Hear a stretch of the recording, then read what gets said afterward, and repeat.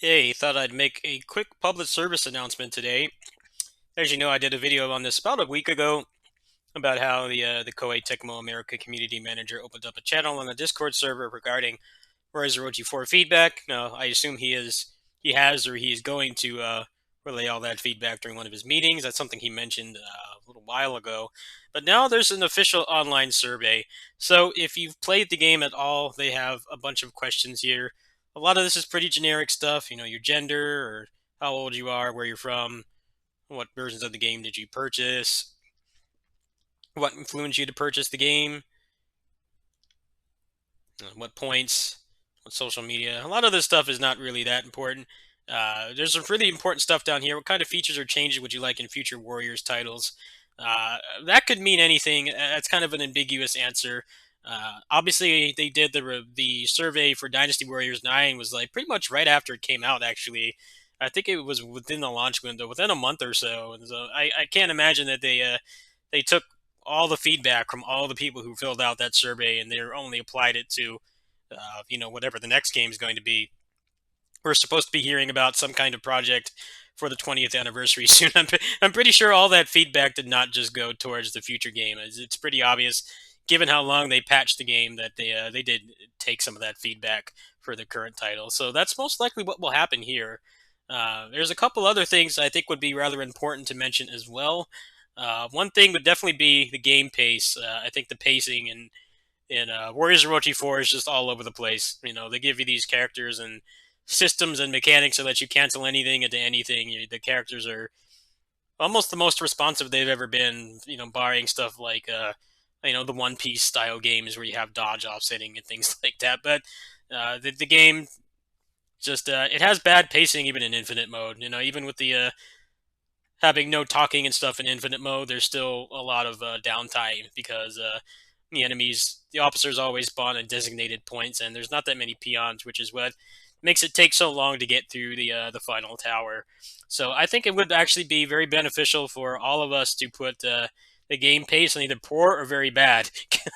I try to not be overly negative about things, but I think it's important that they know that even if they don't have the ability to fix it in this game, I think it would be kind of difficult to do that at this point. This is the second version of the game, and the original version got a couple patches as well. I think it's important that they know that we don't want excessive message lag and just staring at doors a lot in Muso games. I think it's very oddly designed in Warriors of Orochi 4 because they did make some attempts to increase the pacing and reduce the message lag by you know not making it take time to say enemy officer defeated. That's the big change, but it's very obviously overridden by the fact that they have all the talking, waiting for doors and stuff. I think that's something to mention. I think maybe mentioning that the game system itself is excellent. I think the gameplay is very fun. As you can see here, there's something for the difficulty as well and the amount of content. I think those are some of the things that are definitely lacking in Ultimate. The game is quite easy. The rewards for doing infinite mode are not terribly interesting. I mean, if you really, really like a character or you want to go for the trophy, then there's a lot to do. But in terms of material rewards, let's face it, it's basically the same thing as the fourth weapon with a pink background and max compatibility bonus. So I think those would be the things to reinforce the most. The pacing is bad. The game system itself, the mechanics are quite fun. The balance is still a little bit off. They want you to go back to story mode, which you trivialize once you do anything in infinite mode at all, and to get the gold elements. I think that's kind of a very odd balancing decision. Amount of content, I'm not sure what I would recommend people to put here. I'd say it has a good amount of content, but it has a bad amount of material rewards. So you could probably put like average here. And then you can write a long copy pasta paragraph here. It seems like that's what helped shape a lot of Dynasty Warriors 9's patches. Obviously, I think people fail to understand that they make the patches on a shoestring budget. I think it's pretty obvious they had like a skeleton crew working on Dynasty Warriors 9, and outside of the people doing the new weapon DLC, and then all the voice acting that had to be done, and the cutscenes that were rendered. Obviously, for the DLC, that required a bunch of resources, but everything after that, after the DLC came out, it was obviously done by a skeleton crew. I'm to be surprised they had like a handful of people working on it. So I think it's important for them to know what we like about the game, what we would like to be changed, because I think there's a lot of things that they could do with Warriors Orochi 4 Ultimate. It's very similar to Dynasty Warriors 9. They didn't make any massive changes, but the things that they did change overall, once everything was said and done, it did improve the game. I just think the amount of content in the game, how much of the content was repeated over and over and over with each character, kind of made it so that you would get burnt out before you actually even experience any of those changes. That's definitely something I have been avoiding with this game. I obviously played the game for like 80 hours on the Switch, so I played it for a significant amount of time before it came out internationally, and then I put another like 40 or so hours into it. So I haven't been playing it that much, just because I don't want to have a repeat of Dynasty Warriors 9 where they make the game a lot better and people don't come back. And that's a problem in MMOs as well. People play MMOs at launch and they play like 72 hours in one day, and then they see all the end game content, and then they don't come back, and then the game actually gets a lot better.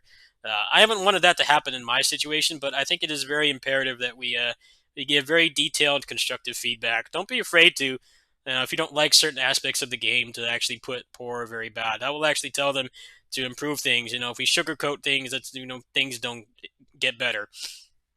Dynasty Warriors 9, for example, I can't imagine it was selling that many copies past a certain point, but they still kept improving the game, which I think is pretty commendable, especially for a modern game company. Like, usually when games have a bad reception, sometimes they don't even care to try to turn it around, and sometimes they're very quick to just abandon it and move on to the next thing, which from a business standpoint is not the dumbest move out there. But at the same time, you already have an existing product. I believe that you should try to improve it with what little or as many resources as you have. Hopefully that will happen with Warriors Orochi 4 Ultimate. I think just some minor things like making the gold elements drop in infinite mode, maybe having some exclusive elements or accessories, something besides just a reskinned weapon with a pink background with max compatibility would go a really long way. And then just improving the pacing would make the game a lot more enjoyable. So I hope you guys will all use my suggestions, but I don't want you to just parrot what I say. I think you should put your own unique thoughts in here as well, because even if it doesn't work with this game, I think it will definitely carry over at some point, because their past few games have not been getting the best reviews. Even Fire Emblem Muso, which is one of the better games they put out from a critical standpoint, and that game has a lot of problems too. There's just a ton of clones, and the clones really aren't even worth playing from my perspective, at least. They have like marginally different stats, but it never really got to the point where it mattered as far as I played. I think actually telling them what it is we want and don't want, we should definitely take advantage of this opportunity, because we don't get it very often.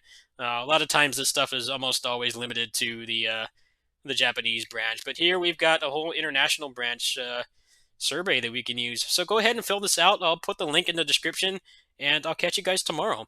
I have been kind of busy with my part-time kitty sitting job and stuff, as you saw in that review video I put up 2 days ago.